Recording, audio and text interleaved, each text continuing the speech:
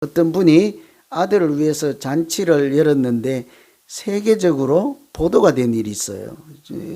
며칠 안 됐습니다.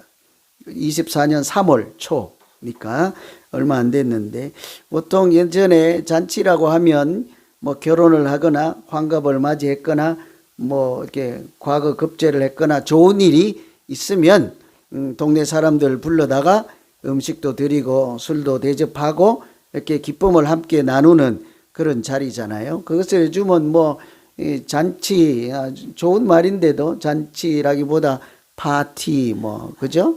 또 연회 이렇게 하는데, 도대체 무슨 파티를 했길래 세계적으로 보도가 다 될까? 아마 여러분 보셨을 거예요. 타이틀이 이렇습니다.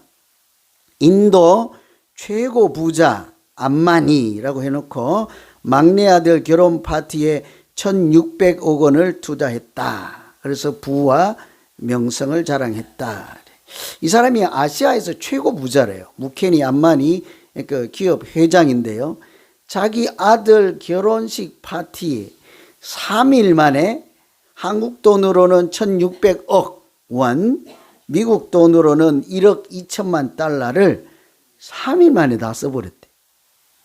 돈이 워낙 많으셔갖고 놀리지도 않아요. 뭐 1200원 아니에요. 120만 원도 아니고 1200억. 뭐 기업도 200억 기업이라도 대단하잖아요. 근데 1200억이나 되는 돈을 3일 만에 쓰는 파티를 해가지고 무슨 이런 파티가 있냐 하고 온 세상에 이렇게 보도가 되었죠. 이 화려함의 극치다. 이 사람이 누군가를 알리고 부와 명성을 온 세계에 떨쳤다고 하는 그런 파티인데, 아무나 갈 수 있는 파티도 아니고요. 빌 게이츠 같은 사람들, 뭐 세상에 한 명뿐이잖아요. 우리도 한 명뿐이긴 한데, 그죠? 마크 저커버그 같은 사람들, 뭐 트럼프 딸 같은 이런 분들. 이분의 딸이 결혼식 할 때는요, 대한민국 삼성그룹 회장 이재용 회장이 그 딸 결혼식에 참여했다 해서 그게 또 보도가 날 정도로 대단한 파티가 있었습니다. 이 파티를 통해서 온 세계에 내가 누군지를 알리고 부를 자랑하고 명성을 자랑하고 이렇게 그런 자리였죠. 제가 이 파티를 소개하는 것은 부러워서 그런 게 아니라, 오늘 우리가 읽은 말씀을 흔히 오병이어 기적이라고 하는데, 어찌 보면 이것이 파티 잔치이기 때문이에요. 배고픈 사람들 다 앉으라고 하고 먹을 것을 주고 다시 기운을 차리게 하고 다시 살아갈 힘을 얻도록 하는 자리니까 잔치 중에 잔치라고 할 수 있겠죠. 이제 떡 5개와 물고기 2마리로 예수님께서 빈들에서 베푸신 기적이라고 우리가 알고 있는 이야기입니다.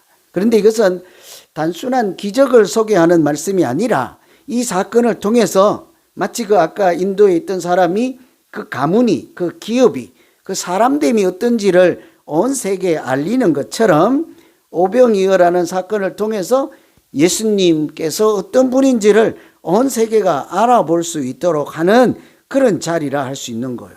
아까 그 사람은 부를 자랑한 거잖아요. 돈이 워낙 많으니까 이분에게는 뭐 1600억 원이 아무것도 아닌 거죠. 예수님은 돈 자랑하는 잔치는 아닐 거란 말이잖아요. 또 명성을 자랑하고, 예수님 성품으로는 뭐 명성을 자랑할 그럴 이유도 없을 것 같습니다. 그렇다고 하면 인도의 그 사람은, 그 회장님은 잔치를 통해서 자기 PR을 하고 명성과 부를 보여주었다면, 예수님은 오병이어와 같은 기적이라고 하든지 잔치라고 하든지 그 자리를 통해서 우리에게 무슨 말씀을 하시고자 할까? 무엇을 보여주시고자 할까요? 세상 사람들이 베푸는 잔치와 예수님께서 빈들에서 베푼 오병이어라고 하는 잔치는 과연 어떤 것이 다를까? 이게 오늘 말씀을 통해서 우리에게 주시는 메시지라고 할 수 있는 거죠. 예수님께서 베푸시는 빈들의 잔치는 생명을 살리는 잔치였습니다. 생명을 살리는 것이 포인트이죠. 15절에 보시면 저녁이 되매 제자들이 나와 이르되 이곳은 빈들이요 때도 이미 저물었으니 무리를 보내어 마을에 들어가 먹을 것을 사 먹게 하소서. 이제 제자들이 그 무리들을 보고 이렇게 걱정이 된 나머지 예수님께 드린 제안입니다. 예수님께서 배를 타고 다른 지역으로 떠날 때 이곳저곳에서 많은 사람들이 따라 나섰어요. 한 무리가 형성이 되어서 따라왔습니다. 자세히 보니까 아픈 사람도 있고 배고픈 사람도 있고, 예수님 배를 타고 가는데 이분들은 걸어서 오니까 기진맥진하는 사람들도 있고 그런 거죠. 그래서 병든 사람들은 고쳐주면 되잖아요. 배고픈 사람들은 어떻게 하죠?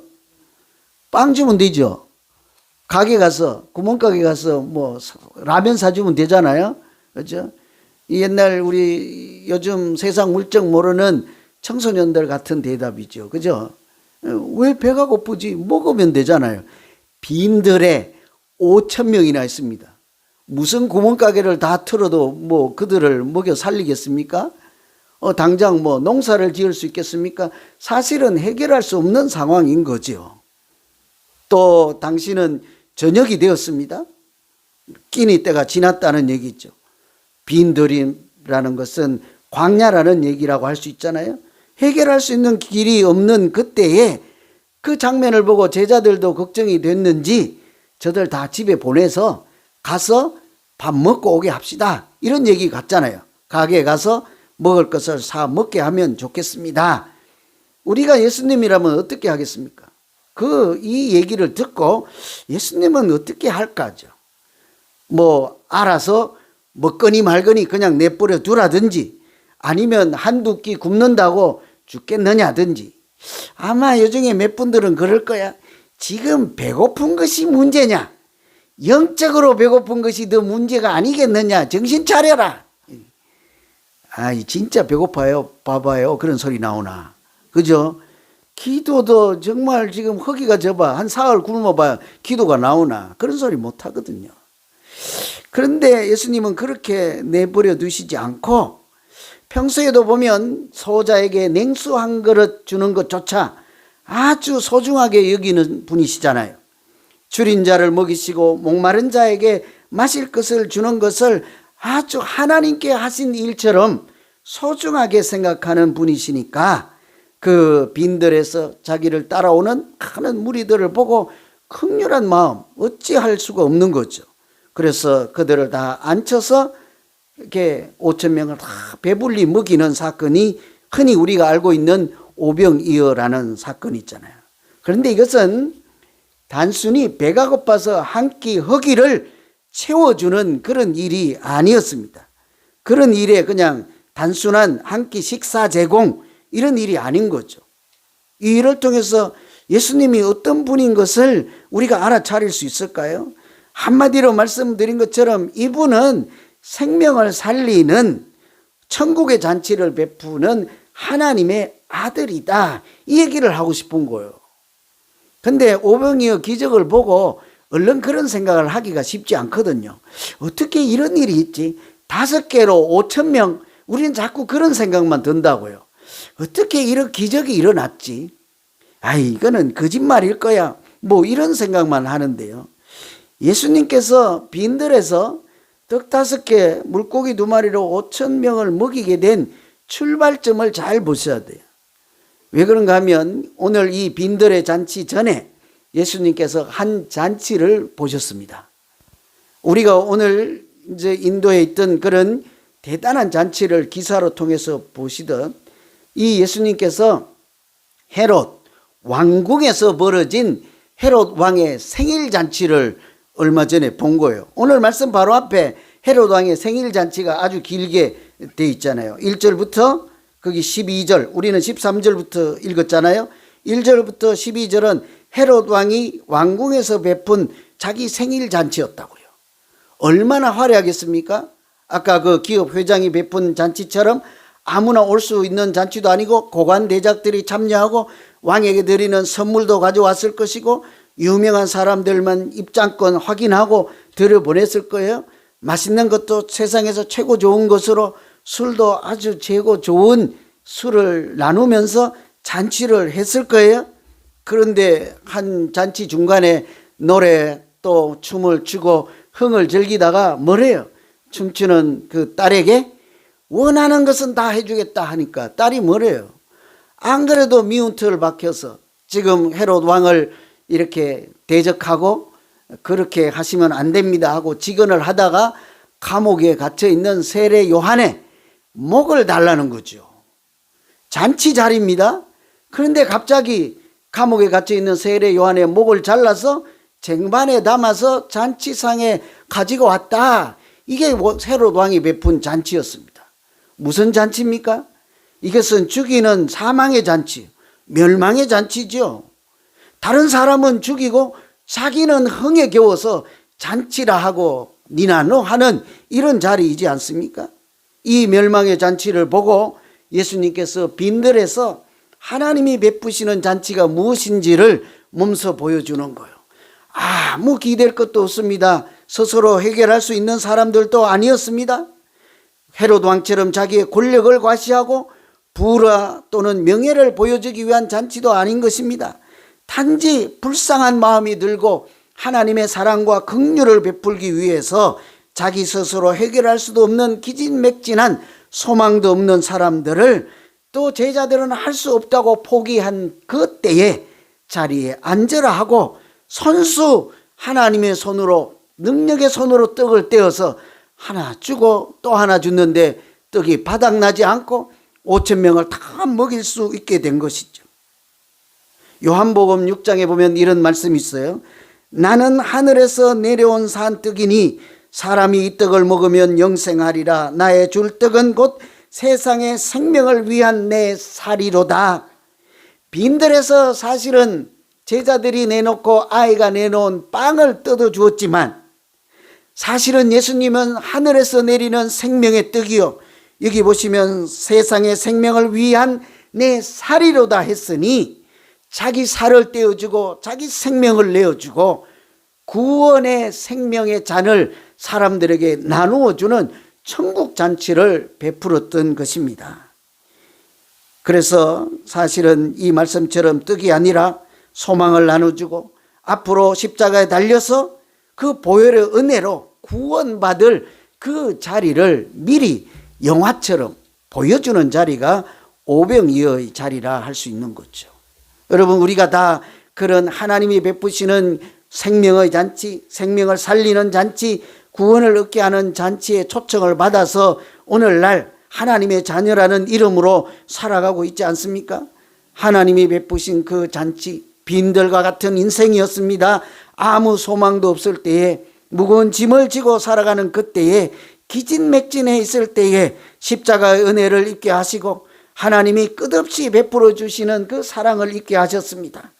한 번에 5,000명 한 끼를 때우게 하셨지만 어쩌면 우리에게 보면요, 각자에게 5,000번도 넘게 하나님께서 또 사랑을 베푸시고 또 은혜를 베푸시고 또 용서를 해주시고 또 초청해 주셔서 오늘날 우리가 그 은혜를 깨닫고 예수를 그리스도라 부르게 하시고 하나님을 아버지라 부르게 하셔서 이 땅에서 더 이상 줄이지 않고 영적으로든 육으로든 배고픈 인생이 아니라 하나님 안에서 은혜가 풍성하고 배부른 인생을 살면서 마치 천국에서 경험하게 될 미래의 천국 잔치를 우리에게 날마다 이 땅에서 우리가 경험할 수 있는 만큼 알게 하시고 이렇게 믿음으로 인도해 주시는 줄로 믿습니다. 다 우리가 그런 은혜를 입고 오늘 이 자리에 있는 것이죠. 그런데 예수님께서 들판에서 잔치를 베푸는 과정을 보니까 왕궁에서 벌어지는 잔치하고는 좀 달라요. 특별했습니다. 왠가하면 제자들로 하여금 그 천국 잔치의 주인공 노릇을 하라는 거죠. 지난주에 천국 곳간에 열쇠를 주고 너희가 주인처럼 옛것도 내주고 새것도 내주라 말씀하셨잖아요. 오늘은 천국 잔치가 벌어지는 현장에서 너희가 먹을 것을 주라는 거죠. 제자들이 예수님께 걱정이 돼서 어떻게 할까요? 구멍가게 가서 사 먹고 오게 하면 어떨까요? 했더니 예수님 대답이 조금도 망설이지 않고 뭡니까? 네가 줘라는 거. 네가. 너희가 먹을 것을 줘라. 주머니에 뒤져서 다 모아봐도 5개밖에 없는데요. 안 됩니다. 저 5천 명도 넘는 저 사람들 5개 꺼내 놨다가는 자기들끼리 서로 먹는다고 싸움이나 나면 큰일 납니다. 아니면 한 사람 제일 빨리 달려온 사람 5개 다 먹고 더 달라고 할 것이고, 못 먹은 사람 못 먹은 사람대로 원망할 것이고, 5개 다 먹고도 배고프다고 아우성 칠 것이고, 해결할 기미가 없는 거죠. 사실 제자들은 안 되는 일입니다. 불가능한 일일 때 예수님 그렇죠. 조금도 망설이지 않고 너희가 주라. 안 된다 하는 그 제자들의 표정을 읽을 거 아닙니까? 주저할세 한마디 더 하시죠. 내놔라는 거죠. 내놔라. 그걸 가지고 오라는 거죠. 안 돼요. 나 좀 이따가 예배 끝나면 나 혼자 나무 뒤에 가서 숨어서 먹을 거예요. 제자들이 내놔라. 그런데요, 이게 하나님의 일인 거예요. 하나님이 하시는 일은 이게 작은 것을 내놓으면, 사람이 믿는 자가 작은 것을 내놓으면 하나님은 그것을 큰 기적으로 바꾸시는 줄로 믿습니다. 내놓을 때 하나님의 역사가 나타난 거죠. 예수님이 그 작은 것을 내놓을 때 제자들로 하여금 그냥 가만히 앉아서 너희는 먹기만 해라, 보기만 하라 이렇게 하지 않고요, 내놓으면 전부가 아니에요. 그 다음에 갖다 주라는 거죠. 너희가 그 현장에 있으면 얼마나 감동적일까요? 5개를 갖다 줬는데 5명에게는 착 갖다 줬습니다. 갖다 주면서도 걱정이 되는 거예요. 6명째 어떡하죠? 10명째는 어떻게 하죠? 조마조마하는데 6명째 또 떡이 또 나와. 7명째도 또 떡이 또 나와. 수많은 사람들에게 떡을 나누어주고 은혜를 나눠주고 사랑을 나눠주고 하나님의 긍휼을 나누어줄수록 더 큰 경험과 감동을 그 나르는 제자들이 직접 경험하고 체험하고 자기들의 영혼이 소생하지 않았겠습니까? 얼마나 신이 났겠어요. 춤을 추며 피곤한 줄도 모르고, 우리는 100명 봉사하는데도 뭐 주방 봉사 끝나면 허리가 끊어질 듯 아파가지고 이렇게 막 눈물을 짜는데, 그죠? 아마 은혜가 충만해서 아마 이 제자들이 신이 났을 거예요. 그렇게 다 먹을 것을 갖다 주게 하는 것, 이것은 얼마든지 하늘에서 만나가 내리듯이 사람들 앞에 도시락 하나씩 착착 배달해서 떡 하나씩 떨어지게 하나님이 얼마든지 하실 수 있지 않겠습니까? 그럼에도 불구하고 그렇게 하지 않고 제자들을 불러서 너희가 주라는 거죠. 오늘 우리가 들어야 하는 말씀이기도 한 것입니다. 하나님께서 생명을 살리는 잔치를 할 때 하나님 혼자 하지 아니하고 우리가 하나님의 생명을 살리는 은혜의 통로가 되게 하시고 기적이 일어나는 출발이 되게 하시는 줄로 믿습니다. 이런 사실을 깨닫고 종교개혁을 했던 마틴 루터가 이런 얘기를 했어요. 내 손에 잡아두고자 했더니 나는 모든 것을 잃어버렸습니다. 그런데 하나님의 손에 들었더니 나는 그것을 아직도 가지고 있습니다. 내 손에 안 잃어버리고 줄어들지 않으려고 꽉 쥐고 있었더니 살다 보니 결국은 다 나갔더라는 거죠. 그런데 작은 것 있을 때 그냥 아깝다 하지 않고 하나님께 드렸더니 아직도 내 손에 남아있나이다. 이해가 잘 안 돼서 아멘이 안 되는 것 같아서요. 그럴 것 같더라고요. 제가 보니까. 다 줬는데 어떻게 남느냐고. 하나님께 드렸는데. 지혜서에 보면 이런 게 있어요. 한 번 더 보세요. 제가 어제 밤새 이거 계산하느라고 혼났어요. 저도 이해가 잘 안 돼서. 정신 잘 차리고 들어야 돼요. 어떤 아버지가 양이 11마리 있어요. 근데 아들이 셋이요. 유언을 남겼어요. 큰아들은 2분의 1을 주라는 거예요. 둘째 아들은 4분의 1을 주라는 거예요. 유산으로. 셋째 아들은 6분의 1을 주라는 거예요. 자, 여러분이 재산, 유산을 집행하는 변호사예요. 11마리예요.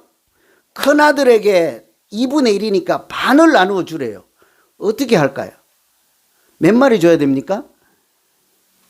5마리하고 1마리는 반 쪼개요? 두 아들 더 있으니까 3분의 1로 쪼개요? 그럼 또 반이 안 되잖아요. 어떻게 하죠? 피를 흘려도 안 되잖아요. 생명을 어떻게 죽여요? 저같이 착한 사람은 절대 못하지 그렇게. 그래서 아버지가 내린 유산을 이렇게 나누어 갖지도 못하고 안타까운 장면을 옆에 있던 지혜자 랍비 선생이 보고는 자기가 가지고 있던 양 한 마리를 그 가정에 줘요. 내놓는 거죠. 11마리에서 한 마리가 늘었으니까 몇 마리예요? 12마리가 된 거예요. 반으로 나누면 6마리를 큰아들에게, 12마리 중에 4분의 1이니까 4로 나누면 3마리 둘째 아들에게, 12마리를 6분의 1로 나누면 12 나누기 6, 2마리 딱 주고 나니까 몇 마리입니까? 이제 6마리, 3마리, 2마리 다 더하면 몇 마리예요? 한 마리는 남았네. 다 주고 아버지의 유언대로 다 지키고도 한 마리가 남은 거예요. 그러니까 이 랍비 선생이 감탄을 한 거죠. 내가 다 내어놓았더니 하나님이 내 것을 다시 돌려주었더라. 아깝지가 않은 거죠. 좋은 일을 하고 자기 재산도 지키고 하나님의 은혜도 경험하고 남는 장사이지 않겠습니까? 제가 어제 계산하느라고 밤새 어제 혼났다니까. 이거 어떻게 남지? 그래서 계산기로 이렇게도 해보고 저렇게도 해봤다니까요. 저는 오늘 말씀을 이렇게 오병이어라는 게 단순한 잔치나 기적 이야기가 아니라 하나님께서 우리에게 무슨 말씀을 하시고자 할까가 포인트잖아요. 인도 회장이 잔치를 통해서, 결혼 잔치를 통해서 자기의 무엇이라도 세상에 알렸을 거잖아요. 명성이든지 부든지 돈이든지요. 자기 얼마나 잘난 것이든지. 예수님이 오병이어를 통해서 무슨 얘기를 하고 싶을까? 제가 좀 아시는 대로 은울해서 설교를 잘 못하니까 여러분이 이제 묵상해서 좀 깨달으시라고 설교 마무리를 시 한 편으로 대신하겠습니다. 오늘은 송명희 시인이라고 있는데 이분은 오병이어를 읽으시고 이런 시를 한 수 지었어요.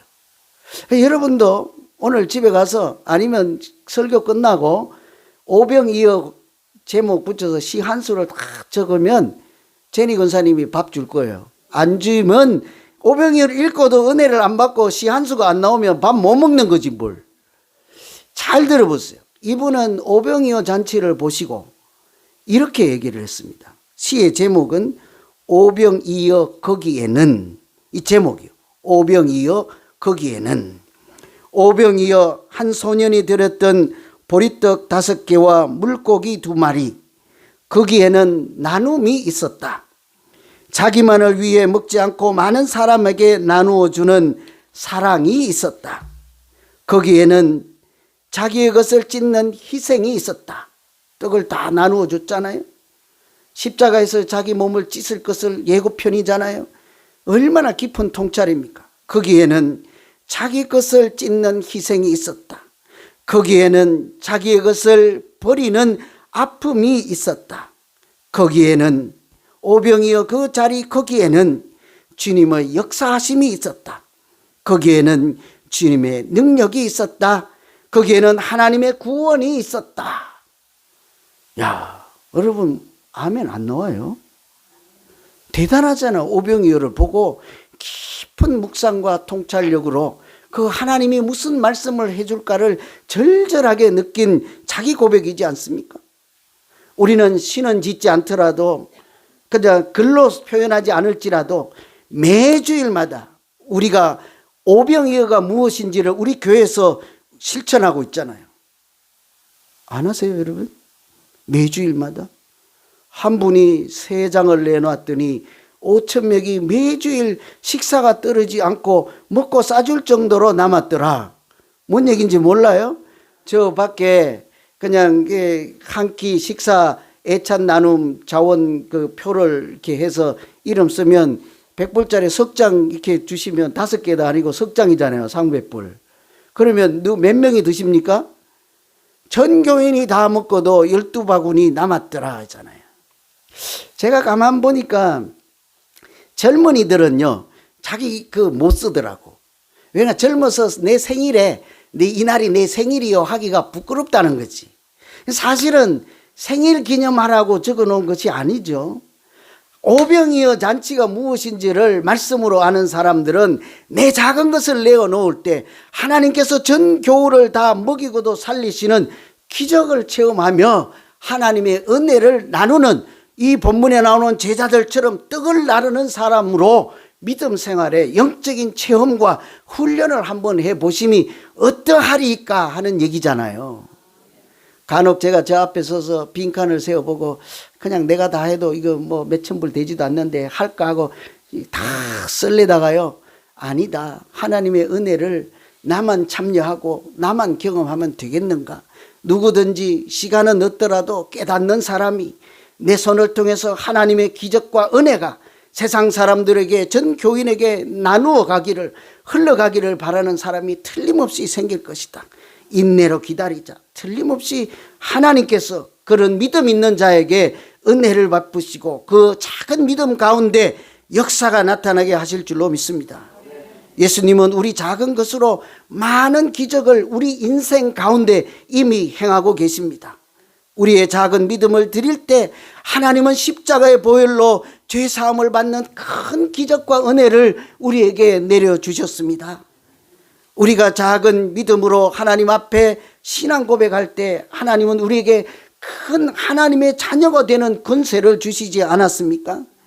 예수님은 우리가 떡을 내어놓을 때 자기 목숨을 십자가에 내주셨습니다. 그 은혜로 십자가에 달리시고 자기 스스로 생명의 떡이요 하늘에서 내려오는 떡이라 하시면서 우리가 그 은혜 안에 들어갈 때 하나님의 자녀로 이 땅에 살아가게 하신 줄로 믿습니다. 단순히 배고플 때 한 끼 식사를 때우는 그런 기적의 자리가 아니라 이처럼 깊이 있는 말씀을 우리 모두가 깨닫고 하나님이 역사하는 어떤 자리, 빈들에서조차 주신 은혜를 온 사람, 이 사람, 저 사람에게 나누어 주며 날마다 기적을 체험하고 내가 그 기적의 은혜를 나누어 주는 사람으로, 그렇게 배고픈 인생이 아니라 은혜가 풍성한 믿음으로 행복한 우리 모두가 되기를 간절히 기원합니다. 기도하겠습니다. 하나님 아버지, 가장 약할 때 하나님께서 우리